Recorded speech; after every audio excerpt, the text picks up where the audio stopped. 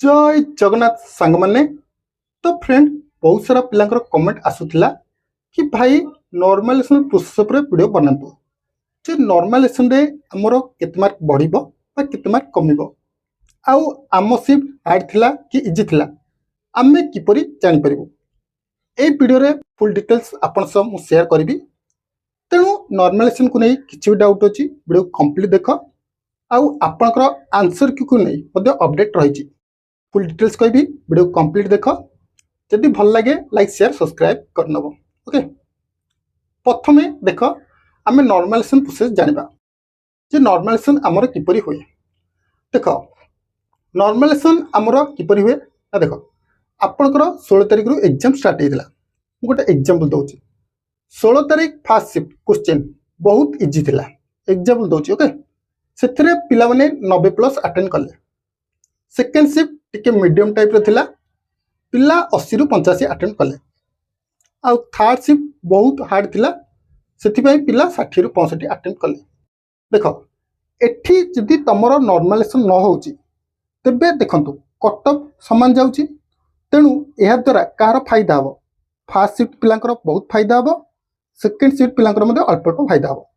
किंतु third shift पिलांकर question बहुत hard थिला तेणु से माने बहुत हैरान पड़ी पारंती। एथि पई आपनकर नॉर्मलाइजेशन हुए जहा द्वारा सम्मतीय शिफ्ट देखा जिवो तब सम्मतीय शिफ्ट को कैलकुलेट करा जाय ताकू एकाठी करा जिवो जहा द्वारा आपनकर थर्ड शिफ्ट पिलार 60 मार्क फर्स्ट शिफ्ट पिलार 7500 समान हबो। आ वर्तमान देखिपातो गरमी मध्ये कोहलिया हेलानी देखिपातो कोले झाळ बाहरची। तेणु तुम पई कष्ट कर वीडियो करची तेणु वीडियो गोटे लाइक कर दो। ओके देखो यह द्वारा हमर कोन हबो ना थर्ड शिफ्ट रो जो पिलार मनकर 55 रखिची फर्स्ट शिफ्ट रो पिलार 65 रु 70 मार्क्स समान हबो जहा द्वारा सब पिलांक प्रति समान न्याय हबो। नहले यदि समस्तकर एका कट ऑफ जाए तबे जो पिला थर्ड शिफ्ट रे एग्जाम देतिबो से हैरान ही पारे कारण ता शिफ्ट हार्ड थिला तेणु से बेसिक क्वेश्चन अटेंड कर नथिबो तेणु तार सिलेक्शन रो चांस बहुत कम रहइबो। एथि पई आपनका नॉर्मलाइजेशन हुए। तो से माने केमति जानिबे को क्वेश्चन हार्ड रहउची को क्वेश्चन इजी रहउची।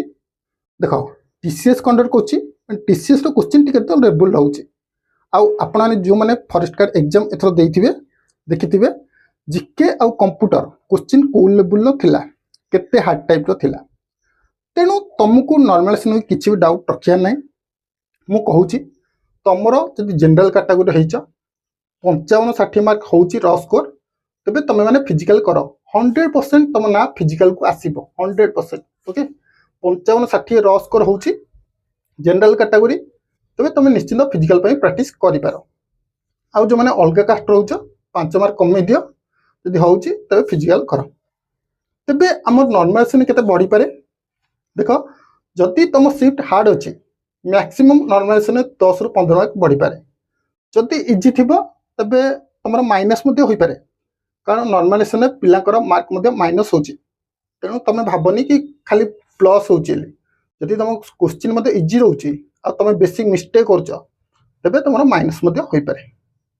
तबे हमरो आंसर की केबे आसीबो देखो आज ही गेला 9 तारिख। ओके तेणु आपन को टेंशन नबा नहीं आपनकर आंसर की 12 तारिख रु 13 तारिख भितर देखिया को मिलिबो। बस तुमको फिजिकल पे बेसी टाइम मिलिबोनी तेणु वर्तमान जदि फिजिकल स्टार्ट करनो स्टार्ट कर दियो। आंसर की आसिला परे तुम आंसर मध्ये बहुत जल्दी आसीबोरी आंसर की आइला तापर तुमको ऑब्जेक्शन पे मध्ये टाइम दबो को क्वेश्चन भूल अछि कि ठीक अछि तुम चाहे ऑब्जेक्शन कर परिबो।